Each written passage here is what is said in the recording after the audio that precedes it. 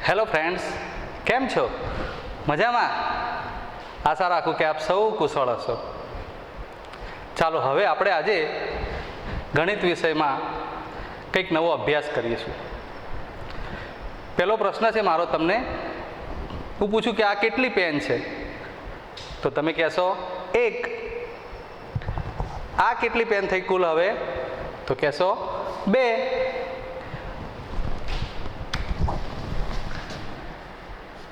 એક, 2 એમ દર વખતે એક પેન ઉમેરી અને પૂછવામાં આવે તો શું બનશે મિત્રો એનાથી? તો આગળ સંખ્યાઓ લખીશું આપણે એમાંથી કે એક પેન ઉમેરી 3 થયા, 4 થયા, પણ ક્યાં સુધી લખીશું? એ તો આપણે છેલ્લી સંખ્યા જાણતા નથી મિત્રો. તો એને લખવાની એક પદ્ધતિ છે કે હવે આપણે આને ડોટ ડોટ કરીને લખીએ છીએ. તો આનો અર્થ એવો થયો કે 1, 2, 3, 4, 5, 6, 7, 8 એમ અનંત સુધી આપણે આ સંખ્યાઓ લખી કહેવાય. તો આવી સંખ્યાઓ વિશે તમે ભણી ગયા છો. આ કેવા પ્રકારની સંખ્યા કહેવાય? તો જવાબ થશે પૂર્ણાંક સંખ્યા, પ્રાકૃતિક સંખ્યા. આ છે ધન પૂર્ણાંકો, જેનો તમે અગાઉના ધોરણમાં અભ્યાસ કરી ગયા છો, અને એને કહેવાશે પ્રાકૃતિક સંખ્યાઓ.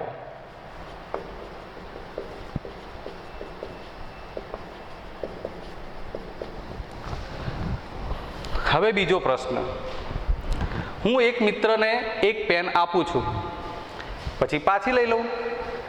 હવે હું એને પૂછું કે તારી પાસે કેટલી પેન છે?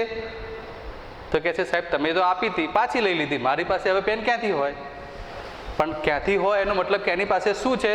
તો કે પેન છે નહીં, એટલે એની પાસે કશું જ છે નહીં. તો આ કંઈ નથી એની પાસે, એને આપણે સંખ્યાની દ્રષ્ટિએ કંઈક કેવું હોય તો કઈ સંખ્યા કહી શકીએ મિત્રો? તો એનો જવાબ તમે જાણો છો મિત્રો, એને આપણે સંખ્યાની દ્રષ્ટિએ શૂન્ય કહી શકીએ. તો આવો હવે આપણે આગળ લખીએ.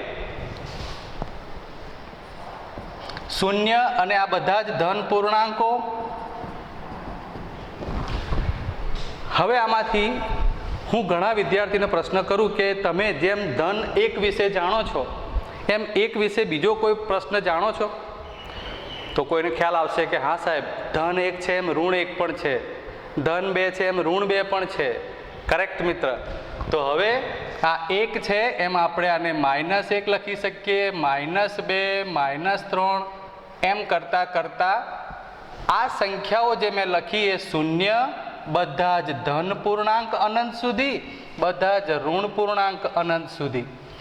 આમ આ બધી સંખ્યાઓ કે જે આના કરતાં વિશેષ છે, તો આ બધી જ સંખ્યાઓ આડકતરી રીતે જોવા જાવ તો આખી છે, કોઈ અડધી સંખ્યા હોય કે પોણા ભાગની હોય એવું નથી.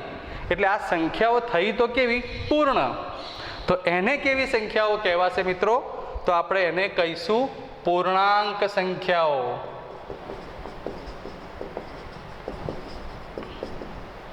આ પ્રાકૃતિક સંખ્યાઓ, આ પૂર્ણાંક સંખ્યાઓ. તો આવો મિત્રો, તમારા ધોરણ 7ના અભ્યાસક્રમમાં તમારે આજે પૂર્ણાંક સંખ્યાઓ વિશેનો અભ્યાસ કરવાનો છે.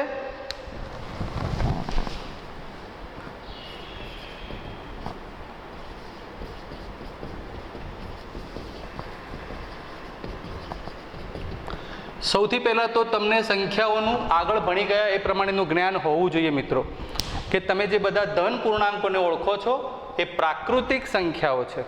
હવે મારો એક પ્રશ્ન છે, તો શૂન્યને તમારે કેવી સંખ્યા કહેવી? તો મિત્રો શૂન્ય એ પ્રાકૃતિક સંખ્યા નથી. તો સાહેબ એને હવે મારે ધન કહેવી કે ઋણ કહેવી? એ પણ સરસ પ્રશ્ન છે. તો શૂન્ય એ નથી ધન કે નથી ઋણ, શૂન્યનું એક અલગ અસ્તિત્વ છે. શૂન્ય એ શૂન્ય પૂર્ણાંક છે મિત્રો. તો આ બધી જ પૂર્ણાંક સંખ્યાઓ કે જે અત્યારે 3 પ્રકારમાં વહેંચાઈ, ધન પૂર્ણાંક, શૂન્ય પૂર્ણાંક, ઋણ પૂર્ણાંક, એટલે આ બધા જ પ્રકારની સંખ્યાઓને આપણે પૂર્ણાંક સંખ્યાઓ કહીશું.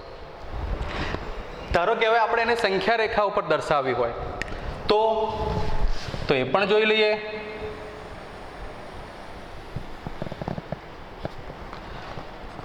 મધ્યમાં આપણે શૂન્યથી શરૂઆત કરીએ. સરખા અંતરે જમણી બાજુ ધન સંખ્યાઓ લખાય છે, એવી જ રીતે સરખા અંતરે ડાબી બાજુ બધી ઋણ સંખ્યાઓ લખાય છે. આ પ્રમાણે આપણે આ એરો બતાવે છે કે અનંત સુધી આ સંખ્યાનો વિચાર કરવાનો રહે. તો આ સંખ્યા રેખા પર એનું નિર્દેશન કર્યું. તમારે સ્કેલની મદદથી, પેન્સિલની મદદથી 1-1 સેન્ટીમીટરે આ પ્રમાણે લખવાનું હોય છે. ફરી કહી દઉં કે શૂન્યનું અલગ અસ્તિત્વ છે મિત્રો. શૂન્ય એ શૂન્ય પૂર્ણાંક છે, આ બધા ધન પૂર્ણાંક છે અને આ બધા ઋણ પૂર્ણાંક છે. આપણે આ પ્રકરણમાં પૂર્ણાંક સંખ્યાઓના સરવાળા, બાદબાકી, ગુણાકાર, ભાગાકાર, જેને આપણે બેઝિક ક્રિયાઓ કહીએ છીએ, એના વિશેનો અભ્યાસ કરવાનો છે. એટલે એના પહેલાં આપણે 1-2 નિયમ જાણી લઈએ. હવે કેટલાક પ્રશ્નો કરીશ, તમારે વિચારી અને એનો જવાબ કહેવાનો થાય છે.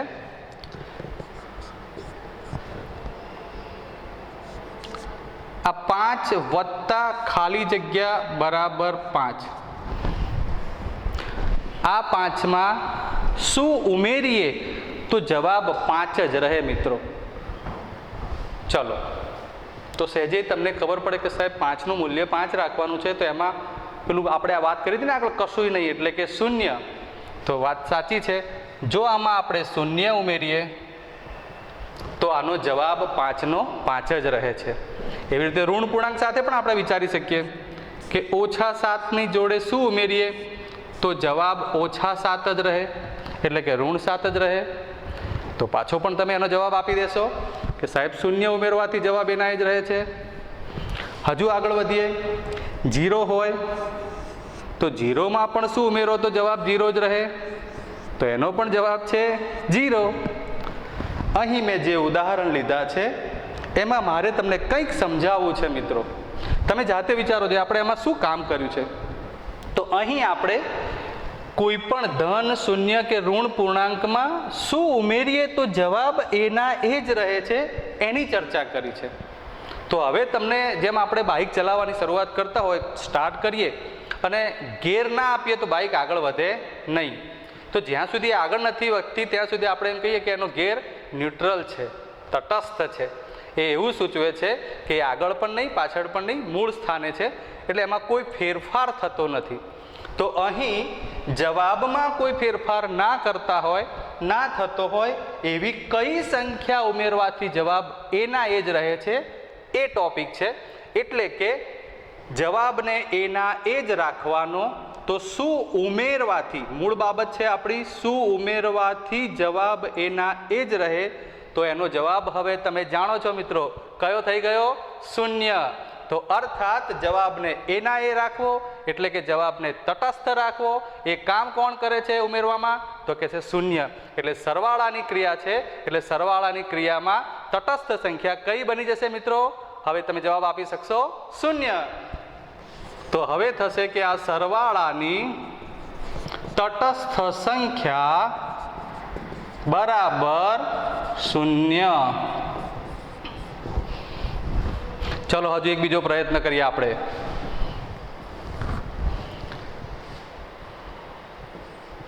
9 ગુણ્યા ખાલી જગ્યા બરાબર 9. હવે તમે સમજ્યા હશો, અહીં સરવાળાની વાત ચાલતી હતી, અહીં ગુણાકારની.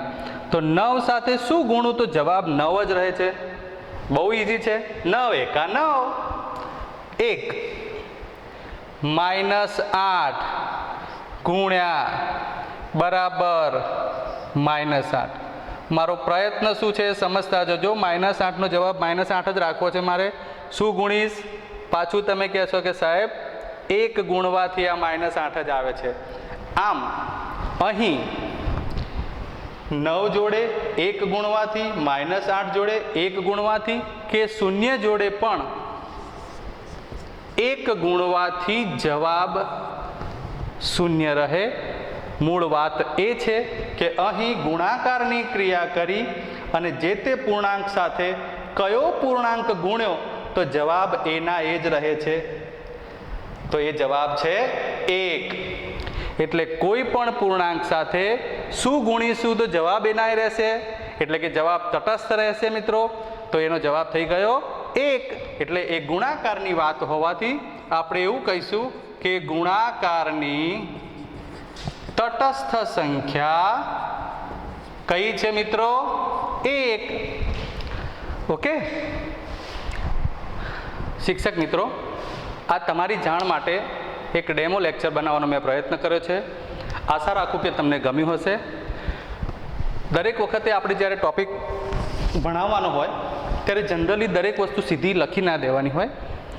જે ટૉપિક ભણાવવાનો છે એના અંતર્ગત થોડાક પ્રશ્નો કરી અને આપણે અભ્યાસ કરાવી શકીએ. તમે જોયું હશે કે મારે કોઈ તટસ્થ સંખ્યા વિશે વાત કરવી હતી તો મેં સીધી ન લખતા થોડીક અલગ રીતે પ્રવૃત્તિથી કામ કર્યું છે.